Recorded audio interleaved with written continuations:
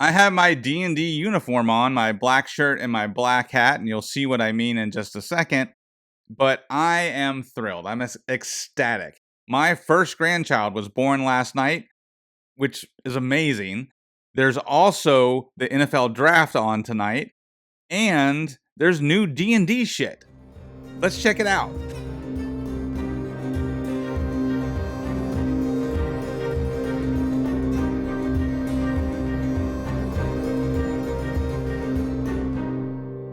Now, maybe it's just me riding high on grandpa endorphins right now, but I am genuinely excited about the new version of D&D. I'm on record. You can see the old videos.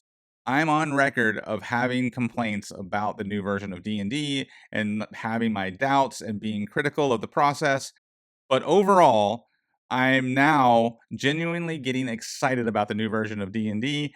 And the reason I'm making this video is because yesterday, while I was at the hospital with my son and daughter-in-law and the rest of the fam, Dungeons & Dragons dropped a new video talking about the new D&D, and they reveal that there are subclasses and species that we weren't expecting to get in this book, and hint at the possibility of even more secret subclasses. So here, I'm going to take clips from their video and give you my responses to them.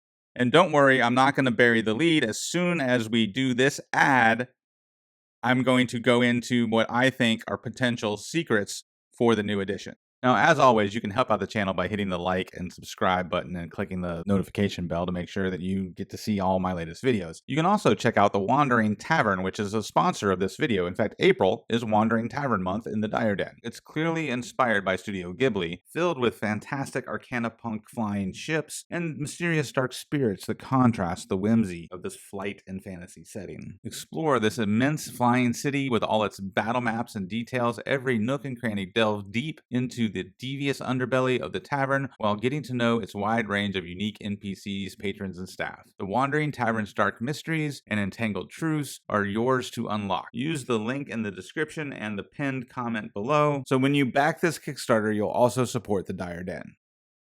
We're in the middle of print reviews, and we are just kind of checking in with the creative team about what the state of the book is. As you said, right now we are looking at the printed out version of the revised Players Handbook, making final tweaks, looking under the hood on a number of the spells, ensuring that everything is where it should be.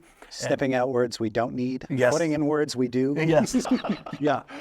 It is coming along splendidly. Right now it's a mix of making sure the layout of the book is just right, but it's also in the coming weeks, this is our final chance to make sure the text is delivering what we want it to deliver. Even though the core game is solid and compatible with the adventures people already have from the past 10 years, every page of the book is different from, the equivalent page of the 2014 Players Handbook. And that's true for all three of the revised core rulebooks, that these are new books through and through. Yeah, so that's not a surprise, right?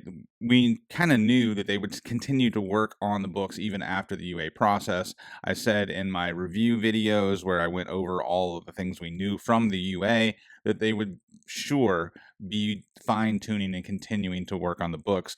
So even though that's what I expected, I am glad to hear that confirmed and to know that, like, up until the last possible second, these things have to go off to the printers very soon in order to get out by September, that they are still, working hard and tuning this game to make it as good as they possibly can. That's good to hear. I think a few of those subclasses will even be a surprise, because we had, during the UA process, we had a subclass or two that didn't make it, like the Brawler. The Brawler didn't make it, and I know the replacement. Should I say what the replacement is? We can try. So the replacement in the fighter is the Psy Warrior. Yeah. And we decided that because Aberrant Sorcery had migrated into the Player's Handbook Right. from Tasha's Cauldron, that it would be good to give the psionic sorcerer, along with the great old one warlock, Yeah. some more psionic friends. And so the Psi Warrior is now in the Player's Handbook, along with the Champion, the Eldritch Knight, and the Battlemaster. It's the Psychic Warrior that becomes our 4th fighter subclass, because we knew we were getting 4, and we knew what 3 of them were, and we knew the Brawler didn't make the cut. So I suspected it was going to be one of the subclasses from Tasha's, and now we know which one it is. But wait, there's more. And if you like psychic powers, I mean, the soul knife is in there as well, right? From Tasha's. Well, that's also a reveal, because we had not shared that as a part of the UA process. Yes, the soul knife from Tasha's Cauldron is also in the Player's Handbook. Oops, did Todd just spoil something there? I don't know. But the soul knife, hang on a second.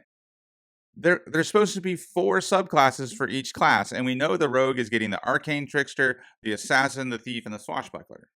So now the rogue is also getting the soul knife. So it's getting 5 subclasses.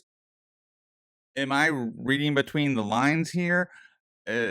Or are we going to get 5 subclasses for every class? Because that was one thing they said they wanted to do, was have the same number of subclasses for each class. And now we know we're getting 5 for rogue. Is there a secret subclass for every other class in the game? Instead of getting 4 for every class, are we going to get 5 for every class? Are we going to get surprised? Are we going to get some content that we didn't see in UA?